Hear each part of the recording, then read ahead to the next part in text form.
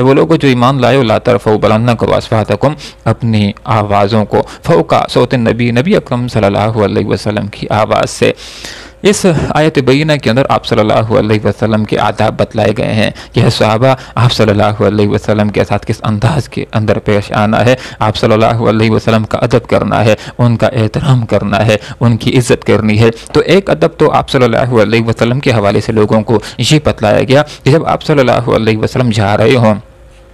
रास्ते के अंदर चल रहे हो, तो उनसे आगे आगे चलने की कोशिश ना करो बल्कि पीछे रहने की कोशिश करो। और दूसरी बात कि जब आप सल्लल्लाहु अलैहि वसल्लम गुफ्तगू कर रहे हो तमाम अफराद के आगे, तो हर फर्द को चाहिए कि खामोशी के साथ सुने, गौर के साथ सुने, तवज्जो के साथ सुने और अमल के जज्बे के साथ आप सल्लल्लाहु अलैहि वसल्लम की बात को अदब और एहतराम के साथ सुने। और दूसरी बात कि जब आप सल्लल्लाहु अलैहि वसल्लम किसी फ़र्द के साथ बात कर रहे हो और वहाँ उस महफ़िल के अंदर कुछ और अफराद भी मौजूद हों कि जिन्होंने आपस के अंदर भी बातें करनी है, तो उनको चाहिए कि आपस के अंदर जो बात करें तो धीमे लहजे के साथ आहिस्ता से बात करें, ताकि आप सल्लल्लाहु अलैहि वसल्लम जिस फ़र्द के साथ जो बात कर रहे हैं उस बात के अंदर खलल वाक़या ना हो और समझाने के अंदर कोई खलल ना आए। और एक और बात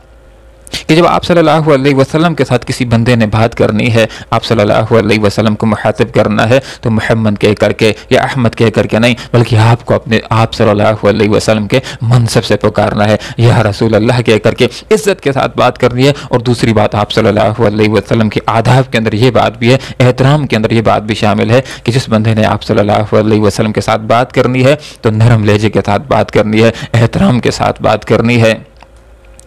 एक सहाबी रसूल रज़ियल्लाहु अन्हु हज़रत साबित रज़ियल्लाहु अन्हु, जब ये आयात बैनात नाजिल हो जाती हैं कि जिनके अंदर अल्लाह रब्बुल आलमीन ने फरमा दिया वो लोग जो ईमान लाए हो, ला तरफ़ू बुलंद न करो अस्वातकुम अपनी आवाज़ों को आप सल्लल्लाहु अलैहि वसल्लम की आवाज़ से, वला तजहरू लहू बिलक़ौल और आप सल्लल्लाहु अलैहि वसल्लम के सामने ऊंची ऊंची आवाज़ के अंदर बात ना करो, जिस तरह कि तुम आपस में एक दूसरे के साथ बेतकल्लुफ़ होकर के ऊंची ऊंची आवाज़ के अंदर दोस्तों के साथ बात करते हो। तो जब आप सल्लल्लाहु अलैहि वसल्लम के साथ बात करो तो अदब के साथ तुमको बात करनी चाहिए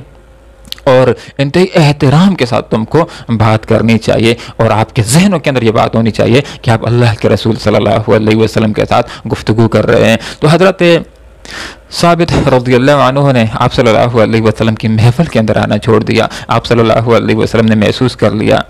कि हज़रत साबित रज़ियल्लाहु अन्हु नहीं आ रहे, तो साद बिन मुआज़ रज़ियल्लाहु अन्हु से आप सल्लल्लाहु अलैहि वसल्लम ने पूछ लिया कि ए साद, हज़रत साबित क्यों महफिल के अंदर तशरीफ़ नहीं ला रहे, क्या बीमार हैं? वो चले जाते हैं, मुलाकात करते हैं, आप सल्लल्लाहु अलैहि वसल्लम का पैगाम पहुँचाते हैं। वो कहते हैं कि ए दोस्त,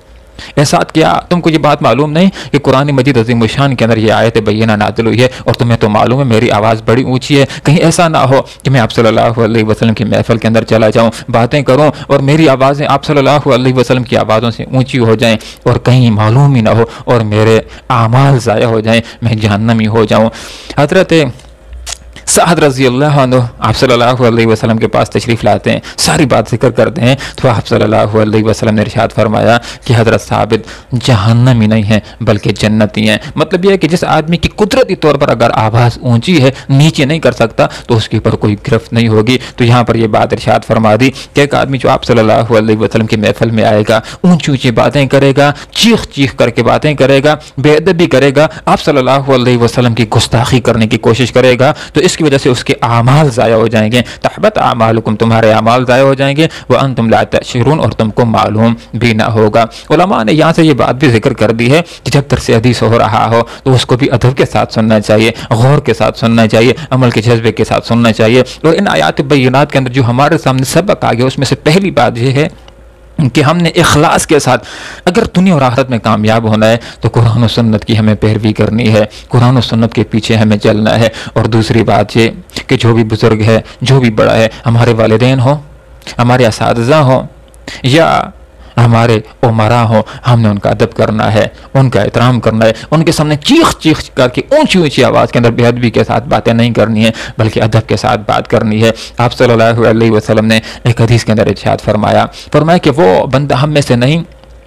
कि जो बड़ों का अदब नहीं करता, एहतराम नहीं करता और छोटों के ऊपर शफकत नहीं करता। अल्लाह रब्बुल आलमीन से दुआ करते हैं कि हमारी शरीयत ने जो हमें तालीम दी है कि दीन कुल्लु अदब, के दीन सारा का सारा अदब है। अल्लाह ताला हमें बड़ों का अदब करने की, एहतराम करने की और छोटों के ऊपर शफकत और प्यार करने की तौफीक अता फरमाए। व आखिरु दावाना अनिल हम्दुलिल्लाहि रब्बिल